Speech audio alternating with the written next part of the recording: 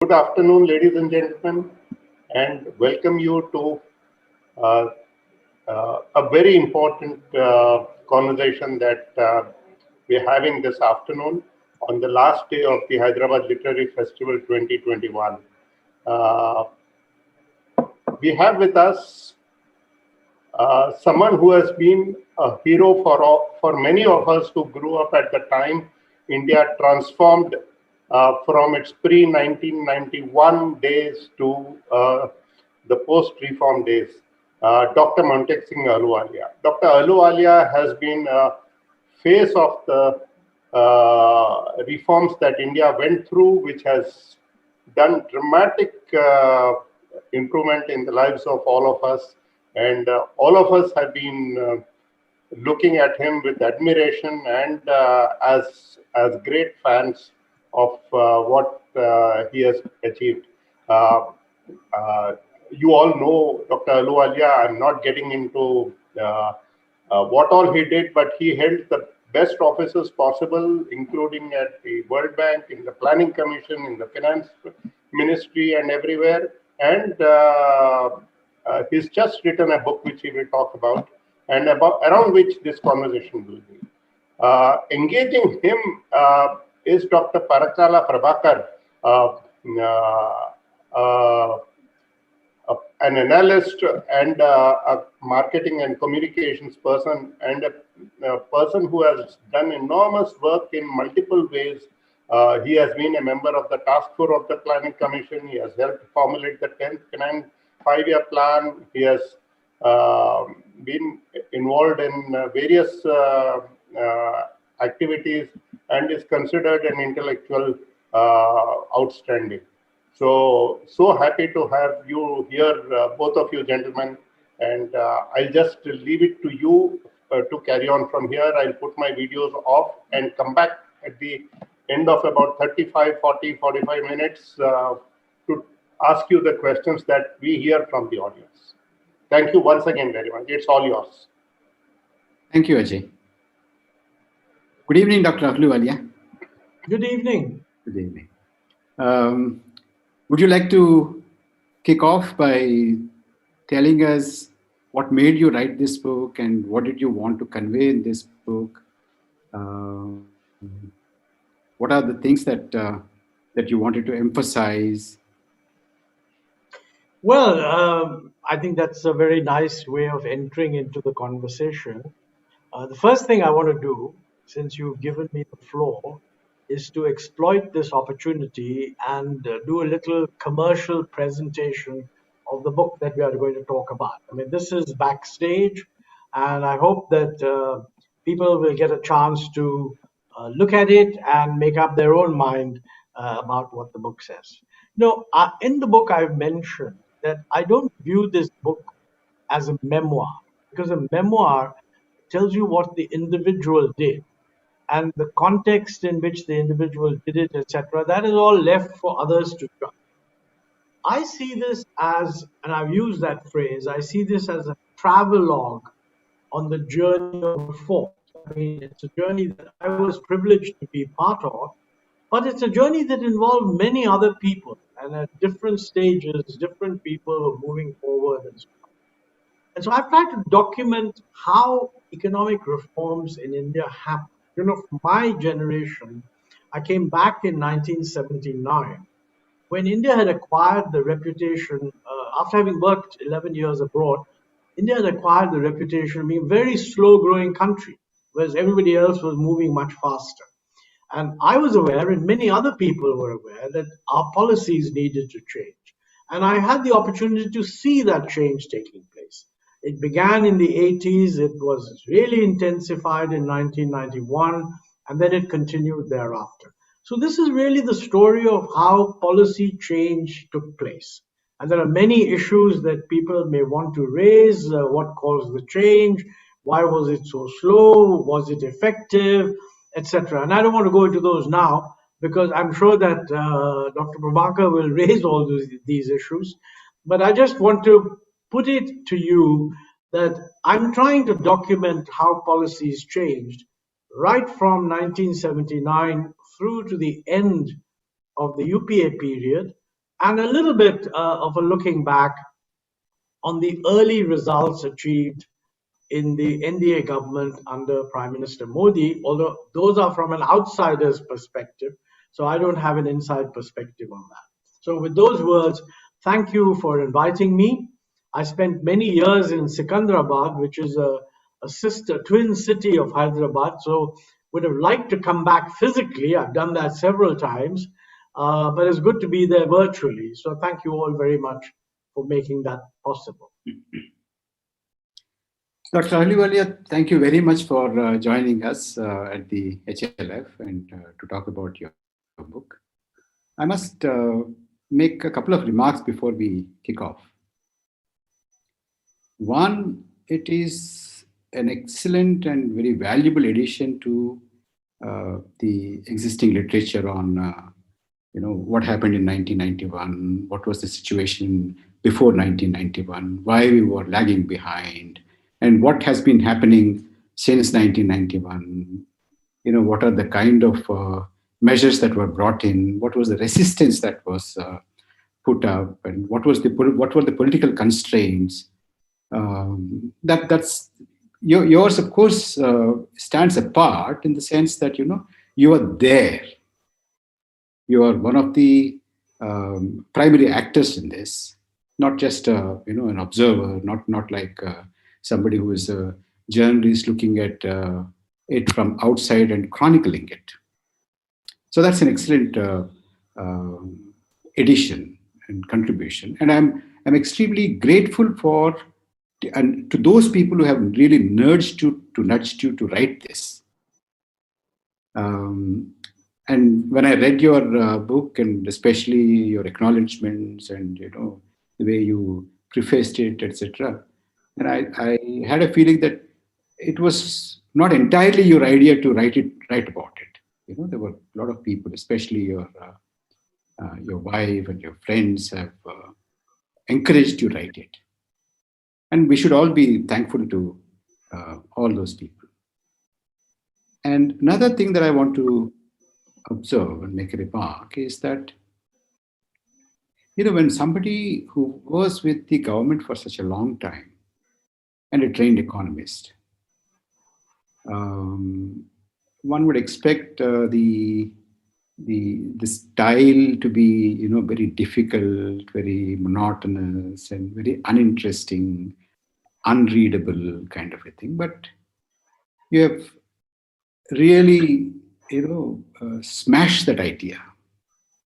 It's very readable, and you didn't really bombard us with too much of data and tables and things like that.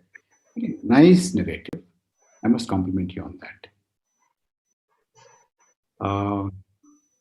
Since you have a connection with Secunderabad and Hyderabad, let us kick off by spending a little while on what do you recollect, what do you remember of Secunderabad?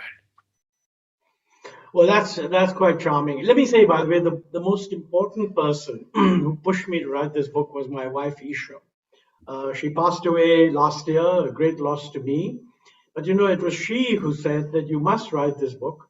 And more importantly, it's she who, while I was writing it, said, for God's sake, please write in a manner that an ordinary person can understand. You're not writing the economic survey again. And when I look back, I think she was a constant source of encouragement to make the book readable. So I'm really glad to hear you say that in that respect I succeeded, and I owe a great debt to her on that point. Now, coming back to Secunderabad, my father worked in the Indian Defence Accounts, and when the army moved into Hyderabad, he was in Rawalpindi, you said. He was in Rawalpindi, you said. No. I was born in Rawalpindi, but he was in Ambala. Okay. And then after what we call the police action, when units of the Indian Army had moved in and were stationed in Secunderabad, since he was on the defense account side, he also moved there. So I think from 1950 right through to 1957, I was in Secunderabad, and I was sort of educated at St. Patrick's High School in Secunderabad. Very pleasant memories of that period. And I think my dominant recollection of Secunderabad, where Hyderabad was the big city that your father took you to if you wanted to look at Hussain Sagar and so on, and maybe go to a restaurant, eat something good. But my dominant recollection of Secunderabad was of a very pleasant small town. We lived right next to a village called Karkhana village, which still exists. And it was a mixed village. I mean, half of it was Hindu and half of it was Muslim. It had a mosque on one side of the road, and it had a Kali temple on the other side of the road. And you know, as a kid, we moved around, played cricket with the kids, complete absence of any tension whatsoever. So I think I have that recollection of an extremely pleasant and peaceful period in Secunderabad. No crowding, no pollution, didn't have to worry about the water quality and any of those things. And every now and then you ended up being told there's some problems, you have to boil the water, but you didn't do it all the time. So very, very pleasant, a very pleasant city to grow up in. My second important recollection is that, you know, my school was not an elite school. I mean, it was a missionary school, so it had large numbers of lower income people, and we mixed very freely. And I think it made me think that what's happened now is that elite people send their children to schools where they have really no contact with ordinary people. I mean, in my school, for example, almost nobody, maybe a very tiny minority, might have been dropped to school by car. Most of them either walked to school or came by bus. Whereas my children, when they went to school in Delhi, I mean, a very large number of the children were dropped to school by car. Now, this may simply reflect the fact that, you know, I benefited from upward mobility compared to my parents. But it does strike me that, you know, when you're studying in a school, the school should reflect the society. And I'm a bit concerned that our higher income group today send their children to schools which doesn't give them any sense of what the average Indian experience is. And by the way, mine was an average urban experience, not a rural experience. So those are the two things that actually strike me. Dr. Ahluwalia, I don't know if you know it. Some of the so-called good schools and the top-notch schools in Hyderabad, their classrooms are air-conditioned. The school buses are air-conditioned. Yep, that's I suppose that's life. I mean, you know, I think the only thing I want to say is that if the degree of air conditioning in the schools reflects the degree of air conditioning of the average person, there's no harm in that. But my suspicion is that we've become much more ghettoized. I can well imagine that laboratories should be air conditioned, but the whole school being air conditioned is a bit sort of luxurious. You know, that really takes us to what has happened to India since, say, 1957, 58, or 79, and now. There's a huge growth. There's a lot of consumerism. There's growth of middle class, very aspiring, and very close connection with the world economy, with the Western economies. And earlier, you know, these kind of schools, these kind of theaters, this kind of lifestyle, this kind of access to goods, this kind of tastes, which there was no portrayal of a stark division and the stark difference. And one thing that comes to mind is that the economic reforms that were initiated in 1991, they have spawned this.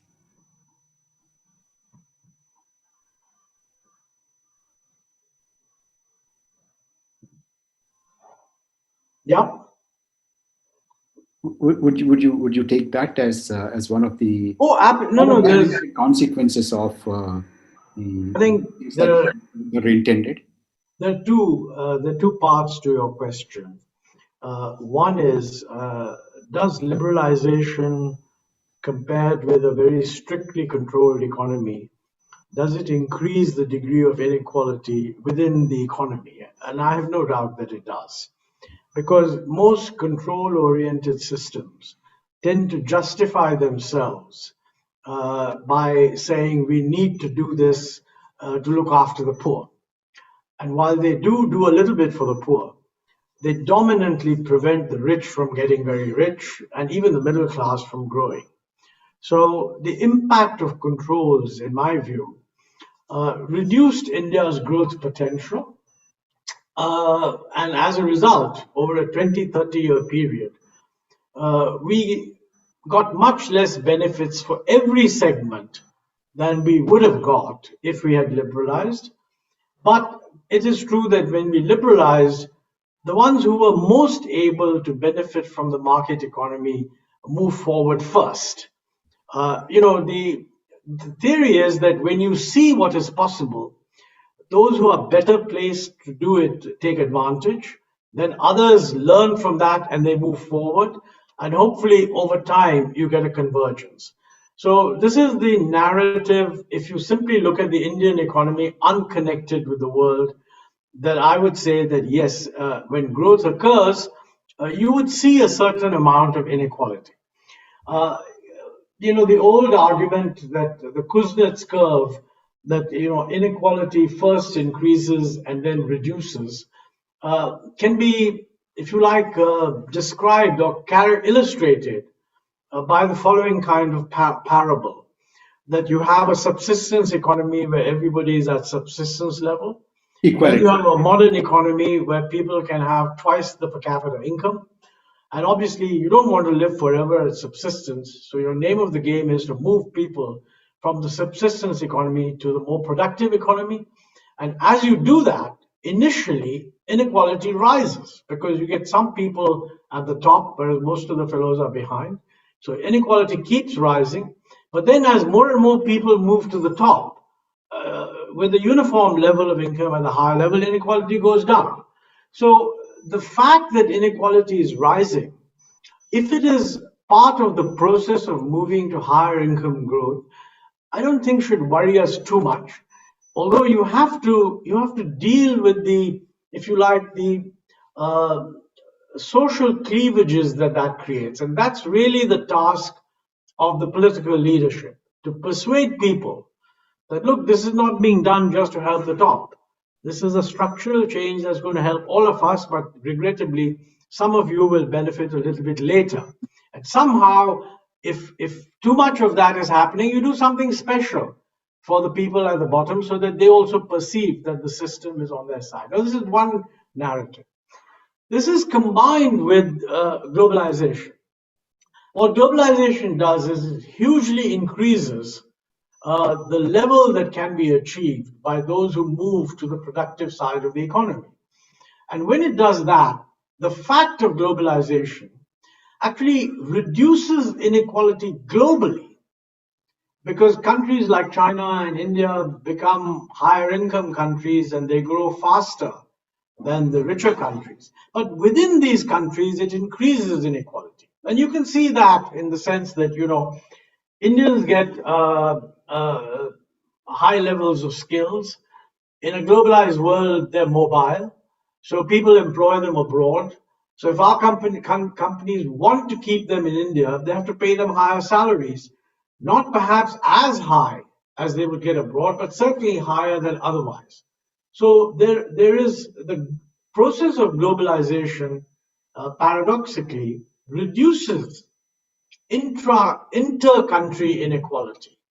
And that's what's happened with China, India, a few others growing much more fast, America and all remaining at a high level of income, but not growing that much. But globalization adds internal inequality to the inequality that liberalization in any case would do. Now, the question is, if this is so, how do we respond?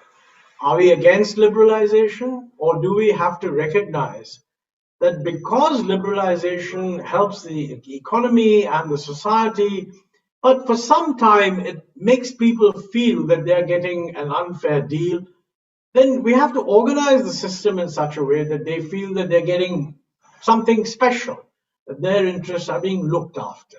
And frankly, that is what all the liberalization done under the Narasimha Rao government, as well as the UPA and in between, this was a running theme. In fact, we were constantly aware that we have to be able to justify the liberalization by saying that this has actually reduced poverty. Our focus was less on inequality and more on poverty reduction, which is a very important part of inequality. And I think we succeeded. During the UPA, I've documented this in the book. During the UPA, between 2004 and say 2011, that's the data for those 2 points that are available, there was a very marked reduction in the degree of poverty, both the percentage of the population below the poverty line, also the absolute number. Of course, there was a huge debate. People just didn't want to accept that. So they said, look, this poverty line is arbitrary, which of course is true. And we accepted that. That's why we said, okay, we'll ask Dr. Rangarajan to redraw the poverty line. And when you redrew it, you found that in the base year there were more poverty, but in the terminal year that poverty had gone down. So the fact that poverty had gone down was not altered. I think after the global financial crisis around the world, the attention has shifted beyond just poverty reduction to, is there too much concentration of income in the very top? In the United States, for example, the worry at the moment, and for the last several years, is that the financialization of the economy, combined with globalization, which has shifted manufacturing to the developing world, they've lost a lot of the demand for skilled labor, the skilled meaning not highly skilled, but skilled, which used to go into manufacturing. These guys have lost their job because the manufacturing has moved to China and India. It hasn't moved as much as it should have to India, and that's our fault.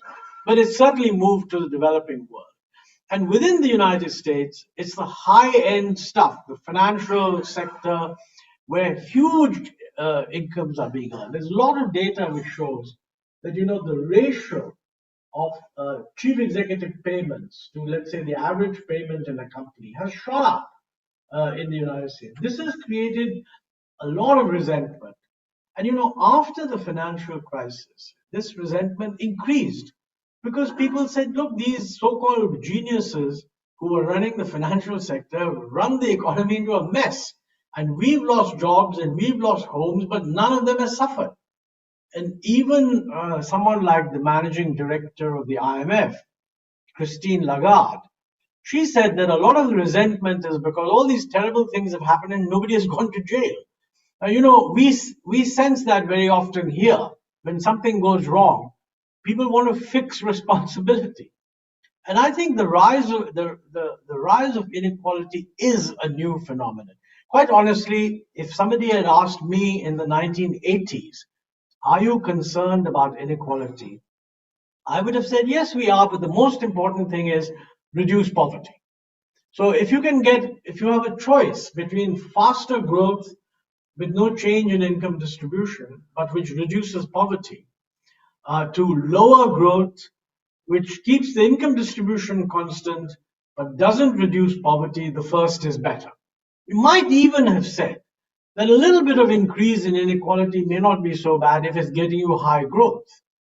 But when you get to the situation where people find that a very small number of people are taking away the bulk of the growth, which is not so much the case in India, I think, but it's certainly the case in the United States, then I think people begin to think that there's something wrong here. And in the US and also in Europe, there is the fear that extreme concentration of wealth undermines democracy, because through money power, you can basically buy political influence and control the political process. So extreme inequality is also seen as a way of denigrating the normal functioning of the democratic process. A lot of writing in the United States on this. Less of this has been expressed in India, but there are similar issues.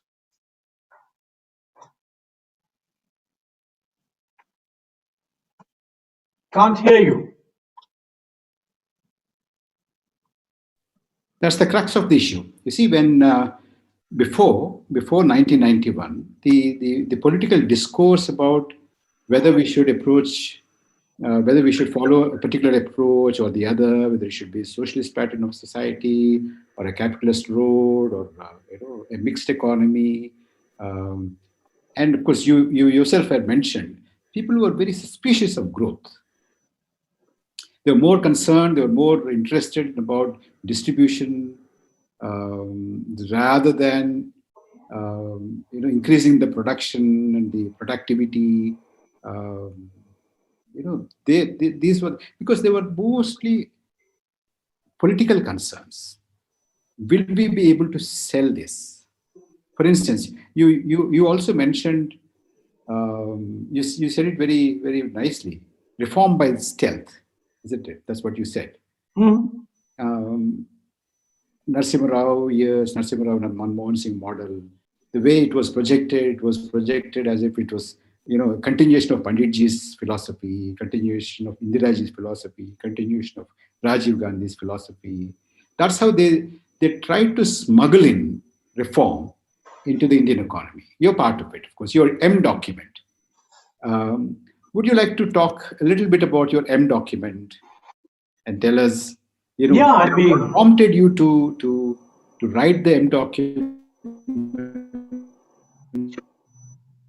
reception you have received for it, what kind of a criticism from both left and right, and your colleagues and your peers and the political establishment?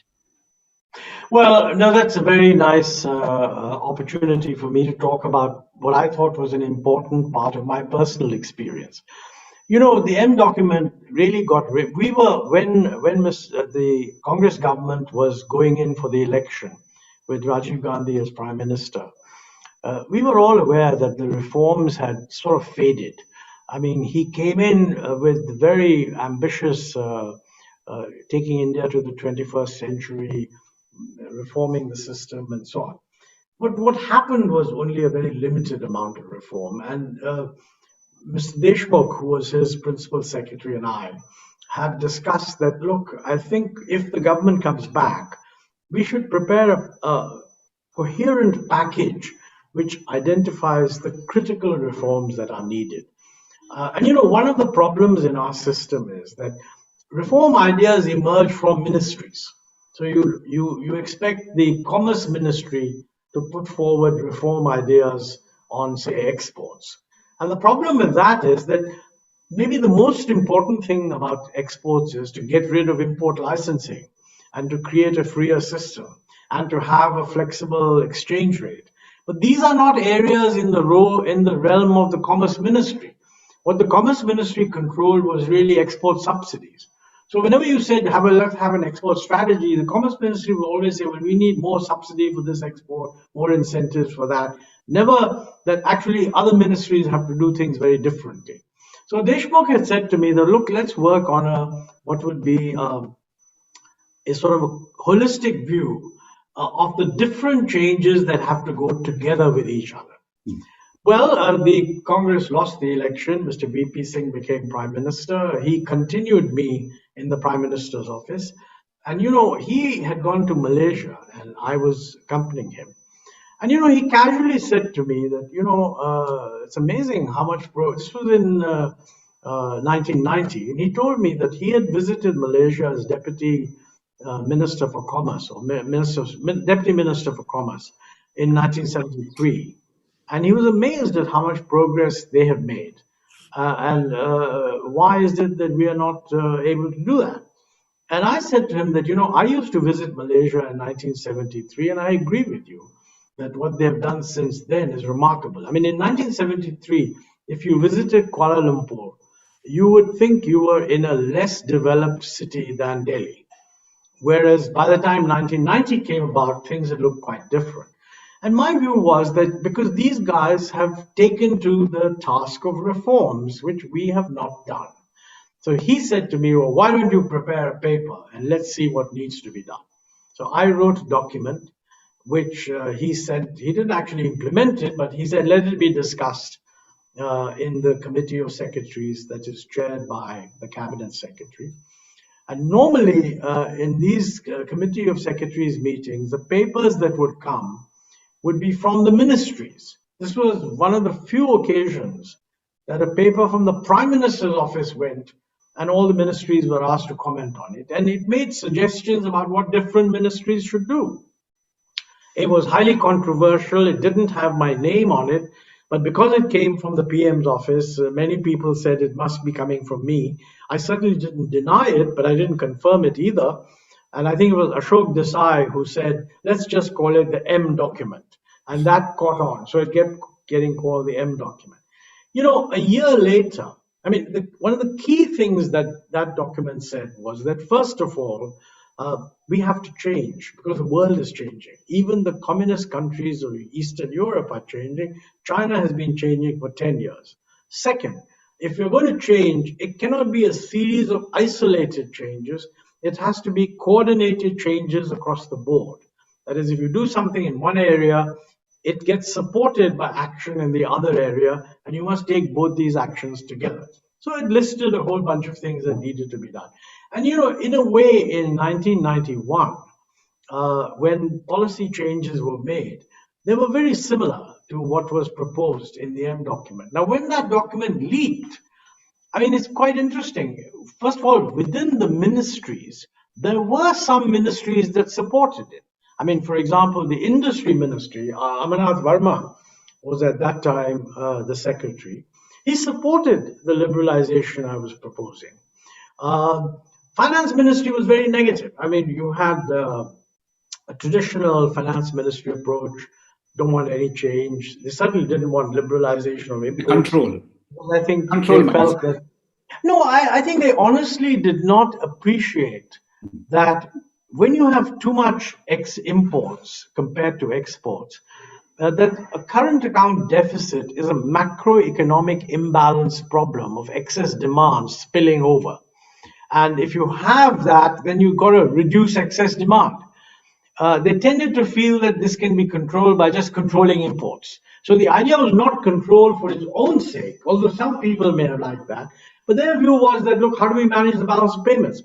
The whole point of the M document was that you reduce the fiscal deficit because that will contain demand, and move to a flexible exchange rate that will give you the incentives needed where people will automatically economize on imports. And pretty much this is what happened after 1991. You know, there were many people who supported the ideas I put forward, but there were others who didn't. I mean, for example, the Planning Commission at that time was very negative. I mean, they raised 2 points. They said, first of all, what is the Prime Minister's office doing? Floating papers that go contrary to what we are saying in the planning process. And secondly, they also said that this is really pushing the agenda of the previous government. In other words, the Rajiv Gandhi government, all this liberalization, etc. But within the other ministries, there were people who supported it. There was a big debate. Many journalists supported it, one or two didn't. Generally, the left was very negative. But I think otherwise, it was not badly received. And in 1991, the Narasimha Rao government, with Manmohan Singh as finance minister, actually made a number of changes. In some respects, they went even beyond what I had said in the M document. And Dr. Singh has been very kind and later on said that we were guided by some of the ideas in that document when we structured the reform. Certainly, I was Commerce Secretary at the time.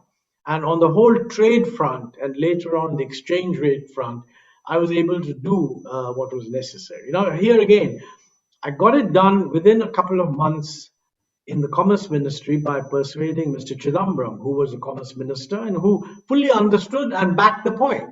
I mean, without his backing, it wouldn't have happened. And then, fortunately, I was moved to the Finance Ministry so that the exchange rate changes, which were really a part of the whole package, I was able to push in with the support of Dr. Rangarajan, who was that become governor of the Reserve Bank. So, you know, a lot of There was teamwork, people knew each other, and they were thinking along the same lines. I mean, my successor as Commerce Secretary, Mr. Ganeshan, was very much in support of these ideas. Venu Reddy, who later became governor of the Reserve Bank, he was the member secretary of the group that proposed the shift of the exchange rate system, and he was a joint secretary in the Ministry of Finance. And of course, I had, as chief economic advisor, originally there was Ashok Desai, who was very much in favor of the liberalization, and then we had Shankaracharya. So, you had a team of people who I would say were similarly oriented and worked very well together. And we were able to make all these changes. And the economy did extremely well. I mean, see, many people thought that if you liberalize imports, the balance of payments will collapse. Well, not at all true. We reduced the fiscal deficit, and within 2 years, the balance of payments crisis had disappeared. Everything was hunky-dory. Growth rate picked up. Exports did well. We got interrupted by the East Asian crisis in 1997 when things slowed down again. But then from 2000 onwards, things began to improve again. I think one of the key things you mentioned is that, an effort was being made to show continuity. I mean, rather than get up and say, look, what we've been doing before is completely wrong and we're now changing things.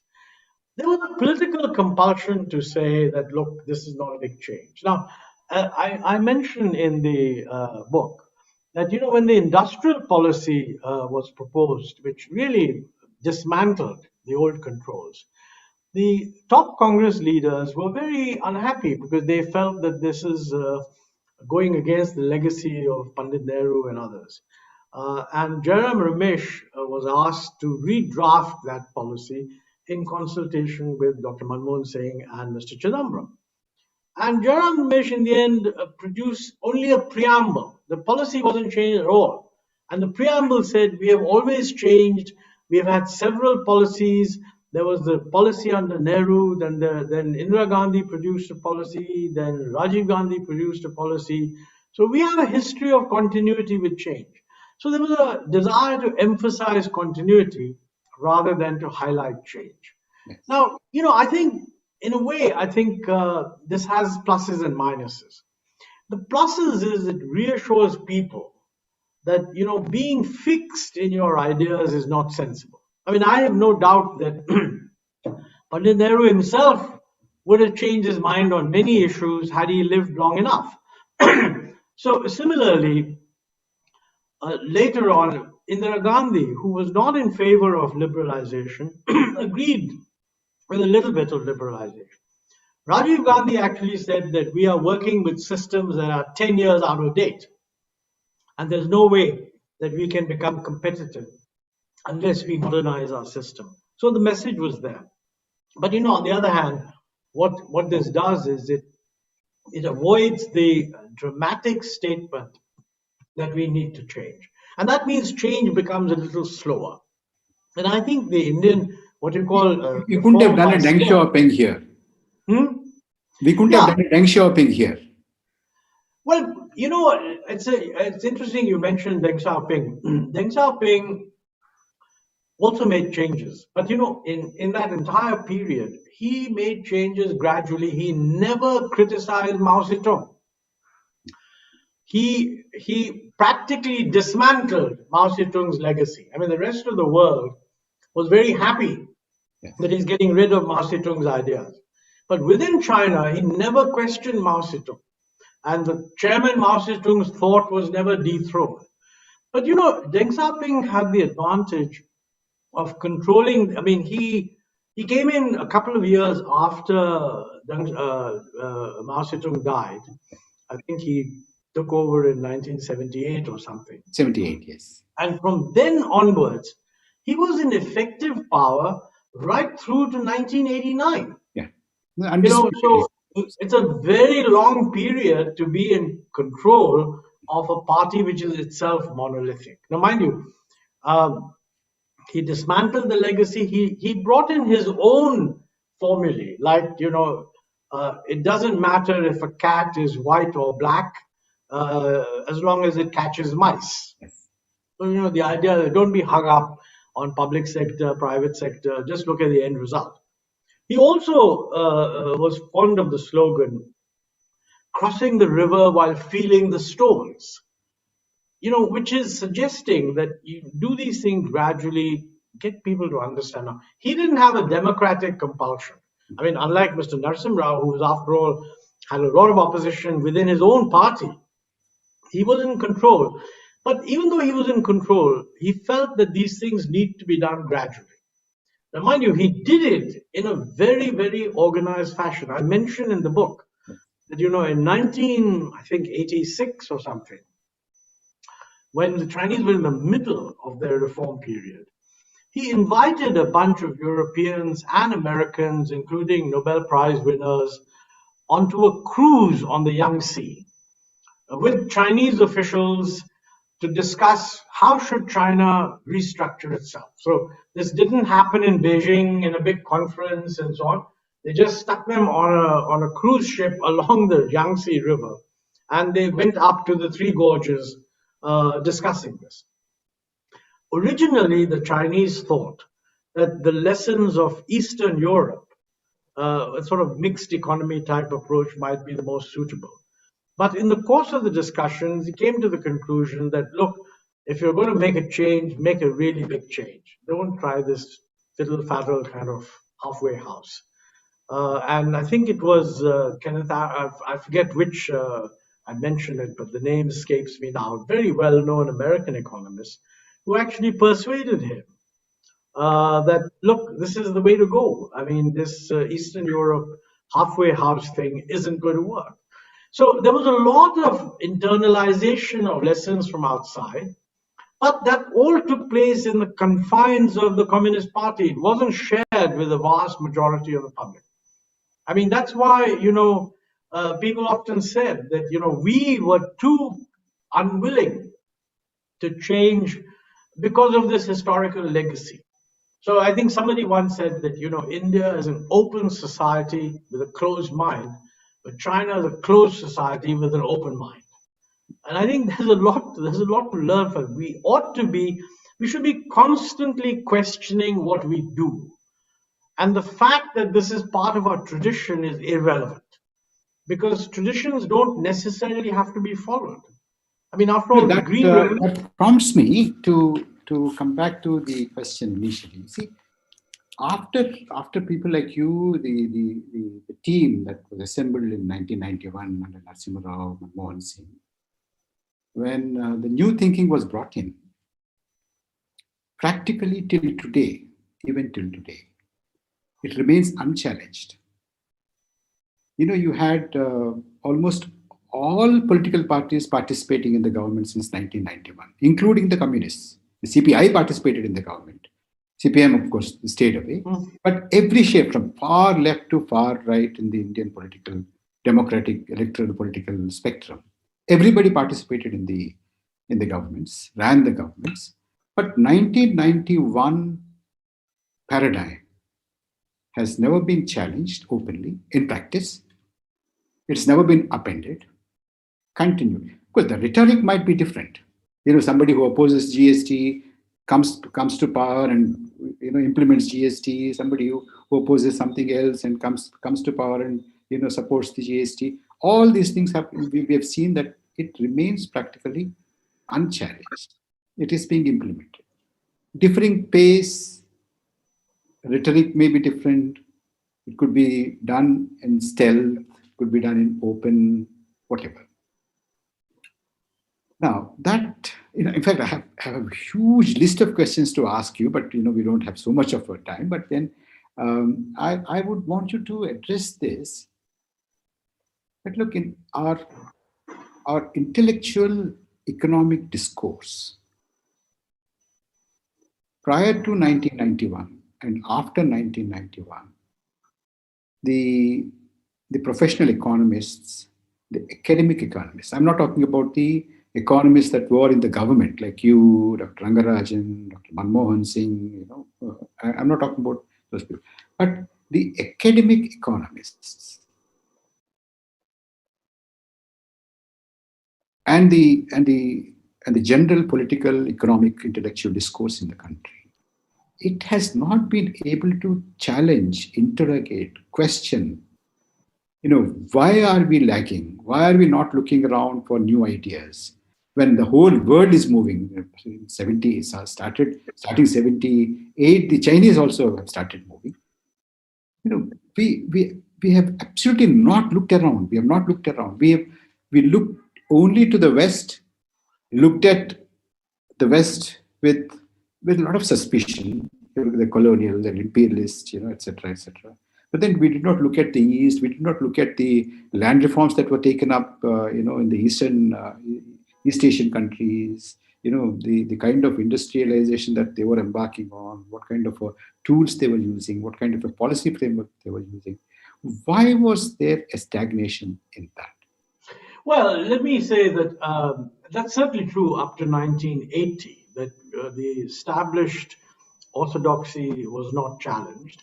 But I would say that during the 80s, this challenging did take place. Some small changes were made. It did lead to an improvement in the growth rate.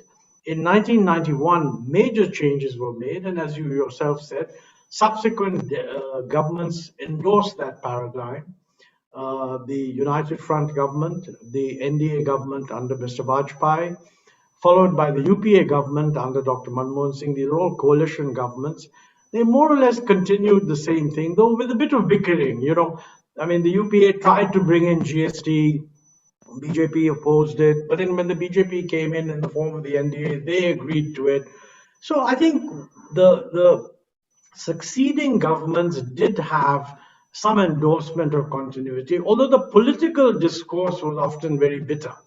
But that is politics. You can say nasty things about your opponent as long as what you're doing is something similar, and you can give it different names. Now, if you look at the most recent slogans, after all, when the NDA government came in, what were the slogans? One was that we must go to double-digit growth, which is good. That's what the 12th plan also wanted to do. The slogan was minimum government, maximum governance. That seems like endorsing some form of liberalization. The slogan was Sabka Vikas, Sabka Saath, which is sort of inclusive growth. Getting everybody involved and benefit. And then later on, it became Sabka Saath, Sabka Vikas, Sabka Vishwas, which is sort of everybody's trust, which is kind of dealing with social cohesion. So as far as the slogans are concerned, we've been saying the same. The argument has been which is a better way of doing it, and that time tells. New governments come in, they say we're going to do it better, and then maybe in some dimensions they do, in some they don't. I don't think, by the way, that you said there's been no change in the basic underlying policy.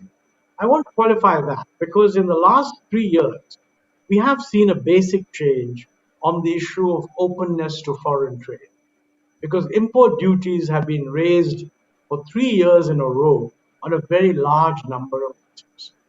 Now, this has been a period when the world also has been turning a little bit inward, but I think we have become much more protectionist than most other countries. And I think we have to ask ourselves, is that a conscious decision? Government spokesmen, when this issue is raised, that look, is Atmanirbhar a return to self-sufficiency of the old kind? They say no. The idea is not to raise protectionist walls and to prevent competition. Prime Minister has said that, look, I want India to be part of the global supply chains. Now, which is, I think, very good, because that is the way to go.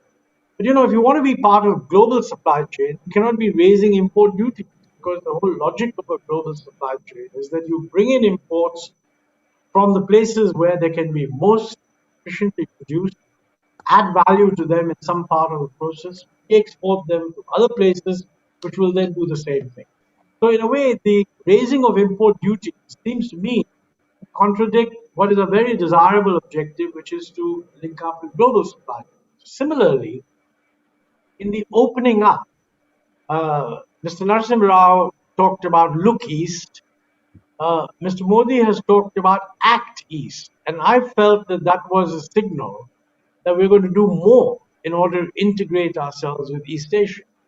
But in terms of actual actions, we have so far opted out of the Regional Comprehensive Economic Partnership Agreement, which is an agreement with the 10 ASEAN countries and China and Korea and Japan and New Zealand. Very important grouping it is. And we were supposed to be the other ASEAN +6, but somehow we backed off.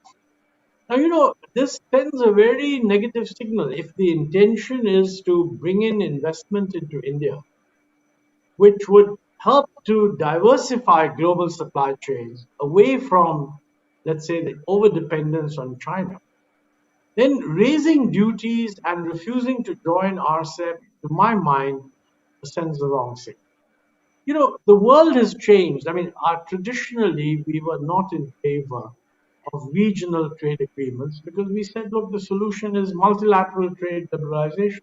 And I agree that that is the best thing to do. But it is an objective fact that the Western world, partly because they're a little scared of China, more than a little scared of China, seem to have backed off from multilateral liberalization and sunk into regional trade agreements. Now, if Asia is the part of the world that is most dynamic, it's the part of the world that is most open, it accounts for more than 40% of world trade. If we cannot have progress on the multilateral liberalization, what is India's choice? Either we join one or more of these trading blocs, or we stay completely separate. Now, I think this is something that needs to be debated. Is it in our interest to stay completely out? We're not large enough to stay completely out because, we're only 2% of world trade, whereas the whole ASEAN region is 40% of world trade.